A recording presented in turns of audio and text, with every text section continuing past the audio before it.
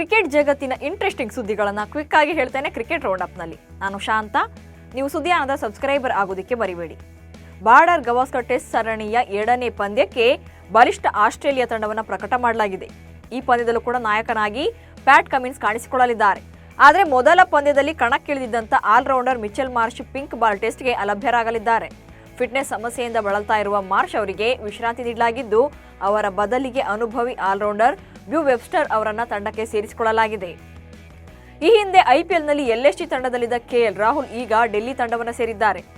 Lucknow super Giants ಪರ ಆಡಿದ್ದ ರಾಹುಲ್ ತಂಡದೊಂದಿಗಿನ ಸಂಬಂಧ ಕೊನೆಗೊಂಡ ನಂತರ ತಮ್ಮ ಹಳೆಯ ಫ್ರಾಂಚೈಸಿಯ ತರಬೇತುದಾರರು, ತಂಡದ ಸಹ ಆಟಗಾರರು ಹಾಗೆ ಅಭಿಮಾನಿಗಳಿಗೆ ಧನ್ಯವಾದ ತಿಳಿಸಿದ್ದಾರೆ. ಆದರೆ ರಾಹುಲ್ ತಂಡದ ಮಾಲೀಕ ಸಂಜೀವ್ ಗೋಯಾಂಕ ಬಗ್ಗೆ ಒಂದೇ ಒಂದು ಮಾತುಗಳನ್ನಾಡಿಲ್ಲ. ಹೀಗಾಗಿ ಇಬ್ಬರ ನಡುವೆ ಸಂಬಂಧ ಸರಿ ಇರಲಿಲ್ಲ ಅನ್ನೋದು ಮತ್ತೊಮ್ಮೆ ಸೋಷಿಯಲ್ ಮೀಡಿಯಾದಲ್ಲಿ ಚರ್ಚೆ ಆಗ್ತಾ ಇದೆ.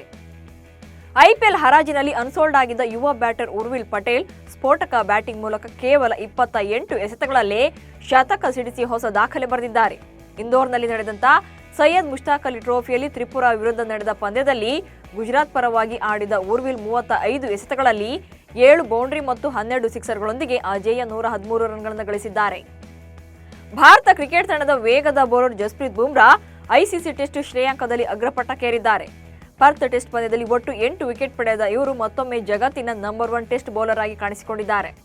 ಬುಮ್ರಾ ಹೊರತುಪಡಿಸಿ ದಕ್ಷಿಣ ಆಫ್ರಿಕಾದ ಕಗಿಸೋ ರಬಾಡ 2ನೇ ಸ್ಥಾನಕ್ಕೆ ಕುಸಿದರೆ ಆಸ್ಟ್ರೇಲಿಯಾದ ಜೋಸ್ ಹ್ಯಾಜಲ್ವುಡ್ 3ನೇ ಸ್ಥಾನಕ್ಕೆ ತೃಪ್ತಿಪಟ್ಟುಕೊಂಡಿದ್ದಾರೆ.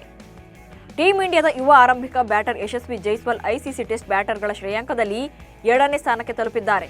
ಮೊದಲನೇ ಸ್ಥಾನದಲ್ಲಿ ಇಂಗ್ಲೆಂಡ್ನ ಜೋ ರೂಟ್ ಇದ್ದಾರೆ. ಆಲ್ರೌಂಡರ್ ವಿಭಾಗದಲ್ಲಿ ರವೀಂದ್ರ ಜಡೇಜಾ ಮೊದಲ ಸ್ಥಾನ ಪಡೆದರೆ ರವಿಚಂದ್ರನ್ ಅಶ್ವಿನ್ 2ನೇ ಸ್ಥಾನವನ್ನು ಪಡ್ಕೊಂಡಿದ್ದಾರೆ. ಆರ್ಸಿಬಿ ಟೀಮ್ ಮ್ಯಾನೇಜ್ಮೆಂಟ್ ವಿರುದ್ಧ ಕನ್ನಡಿಗರ ಅಭಿಮಾನಿಗಳು ಮತ್ತೊಮ್ಮೆ ಸಿಟ್ಟಾಗಿದ್ದಾರೆ. ಅದಕ್ಕೆ ಕಾರಣ ಆರ್ಸಿಬಿ ಇದೀಗ ಎಕ್ಸ್ ಅಂದ್ರೆ ಟ್ವಿಟರ್ನಲ್ಲಿ ಹಿಂದಿ ಪೇಜ್ ಅನ್ನು ಆರಂಭಿಸಿದೆ. ಆರ್ಸಿಬಿ ಹಿಂದಿ ಎಕ್ಸ್ ಪೇಜ್ಗೆ ಭಾರಿ ವಿರೋಧ ವ್ಯಕ್ತವಾಗ್ತಾ ಇದೆ. ಬೆಂಗಳೂರಿನ ಆರ್ಸಿಬಿ ತಂಡ ಹಿಂದಿ ಪೇಜ್ ಆರಂಭಿಸುವ ಅವಶ್ಯಕತೆ ಏನಿತ್ತು?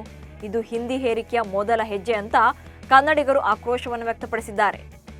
ಐಪಿಎಲ್ ಹರಾಜಿನ ಬಳಿಕ ಡೆಲ್ಲಿ ಕ್ಯಾಪಿಟಲ್ಸ್ ಟೀಮ್ನ ಮಾಲೀಕ ಕಿರಣ್ ಕುಮಾರ್ ಗಾಂಧಿ ಫುಲ್ ಟ್ರೆಂಡಿಂಗ್ನಲ್ಲಿದ್ದಾರೆ. ಹರಾಜಿನಲ್ಲಿ ರಿಷಬ್ ಪಂತ್ರನ್ನ 27 ಕೋಟಿ ರೂಪಾಯಿಗೆ ಹಾಗೆ ಶ್ರೇಯಸ್ ಅಯ್ಯರ್ ಅವರನ್ನ 26.75 ಕೋಟಿ ರೂಪಾಯಿಗೆ ಮಾರಾಟ ಮಾಡುವಲ್ಲಿ ಪ್ರಮುಖ ಪಾತ್ರ ವಹಿಸಿದ್ದೆ ಕಿರಣ್ ಗಾಂಧಿ. ಇಂಥ ಗಾಂಧಿ ಕೊನೆಗೆ ಕೆಎಲ್ ರಾಹುಲ್ ರಂತ ಸ್ಟಾರ್ ಆಟಗಾರರನ್ನ ಬರೀ 14 ಕೋಟಿಗೆ ಖರೀದಿ ಮಾಡಿದ್ರು.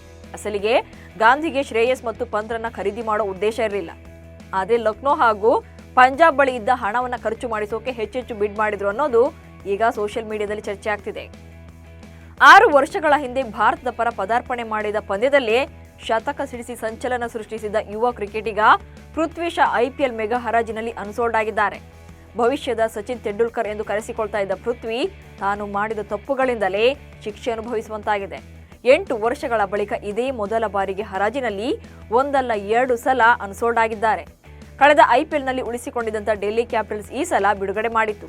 25 ವರ್ಷದ ಆಟಗಾರನ ಕ್ರಿಕೆಟ್ ಭವಿಷ್ಯವೇ ಈಗ ಅಡಕತ್ತರಿಯಲ್ಲಿ ಸಿಲುಕಿದೆ. ಚಾಂಪಿಯನ್ಸ್ ಟ್ರೋಫಿ ಆಡಲು ಭಾರತ ತಂಡ ಪಾಕಿಸ್ತಾನಕ್ಕೆ ತೆರಳಲ್ಲ ಅಂತ ಸ್ಪಷ್ಟವಾಗಿ ಹೇಳಿದೆ. ಮತ್ತೊಂದು ಕಡೆ ಪಾಕಿಸ್ತಾನ ಹೈಬ್ರಿಡ್ ಮಾದರಿಗೂ ಕೂಡ ಒಪ್ತಾ ಇಲ್ಲ. ಹೀಗಾಗಿ ಟೂರ್ನಿ ಬಗೆಗಿನ ಬಿಕ್ಕಟ್ಟನ್ನ ಬಗೆಹರಿಸಲು ನವೆಂಬರ್ 29ರಂದು ಅಂತಾರಾಷ್ಟ್ರೀಯ ಕ್ರಿಕೆಟ್ ಮಂಡಳಿ ತನ್ನ ನಿರ್ದೇಶಕರ ಮಂಡಳಿಯು ಮಹತ್ವದ ಸಭೆಯನ್ನು ಕರೆದಿದೆ. ನವೆಂಬರ್ 29ರಂದು ಆನ್ಲೈನ್ನಲ್ಲಿ ನಡೆಯಲಿರುವ ಈ ಸಭೆಯಲ್ಲಿ ಹೈಬ್ರಿಡ್ ಮಾದರಿ ಪ್ರಸ್ತಾಪಿಸಲು ಐಸಿಸಿ ತೀರ್ಮಾನ ಮಾಡಿದೆ. ಐಸಿಸಿಯು ಪಾಕಿಸ್ತಾನದಲ್ಲಿ 10 ಪಂದ್ಯ ಹಾಗೆ ತಟಸ್ಥ ಸ್ಥಳದಲ್ಲಿ 5 ಪಂದ್ಯಗಳನ್ನು ಆಯೋಜಿಸೋಕೆ ಯೋಚನೆ ಮಾಡಿದೆ. ಐಪಿಎಲ್ ಮೆಗಾ ಹರಾಜಿನಲ್ಲಿ ಭಾರತ ಹಾಗೆ ವಿದೇಶಿ ಆಟಗಾರರು ದುಬಾರಿ ಬೆಲೆಗೆ ಬಿಡ್ಡಾಗಿದ್ದಾರೆ. ಆದರೆ ಈ ಹರಾಜಿನಲ್ಲಿ ಬಾಂಗ್ಲಾದೇಶದ ಆಟಗಾರರು ನಿರಾಸೆ ಅನುಭವಿಸಿದ್ದಾರೆ. ಬಾಂಗ್ಲಾದೇಶದ ಆಟಗಾರರಿಗೆ ಐಪಿಎಲ್ ಫ್ರಾಂಚೈಸಿಗಳು ಮಣೆ ಹಾಕಿಲ್ಲ. ಇದು ಕ್ರಿಕೆಟ್ ಗಲ್ಲಿಗಳಲ್ಲಿ ಸಾಕಷ್ಟು ಚರ್ಚೆ ಆಗ್ತಾ ಇದೆ. 10 ಫ್ರಾಂಚೈಸಿಗಳ ಪೈಕಿ ಬಾಂಗ್ಲಾದೇಶದ ಯಾವುದೇ ಆಟಗಾರನಿಗೆ ಯಾರೂ ಕೂಡ ಬಿಡ್ ಮಾಡಿಲ್ಲ. ಬಾಂಗ್ಲಾದೇಶದ ಒಟ್ಟು 12 ಆಟಗಾರರು ಮೆಗಾ ಹರಾಜಿಗೆ ಹೆಸರನ್ನ ನೋಂದಾಯಿಸಿಕೊಂಡಿದ್ರು. ಇದರಲ್ಲಿ ಕೇವಲ 2 ಆಟಗಾರರನ್ನ ಮಾತ್ರ ಬಿಸಿಸಿಐ ಶಾರ್ಟ್ ಲಿಸ್ಟ್ನಲ್ಲಿ ಸೇರಿಸಿತ್ತು. ಇವಿಷ್ಟು ಇವತ್ತಿನ ಕ್ರಿಕೆಟ್ ರೌಂಡ್ ಅಪ್ ಸುದ್ದಿಗಳು. ನಮಸ್ಕಾರ.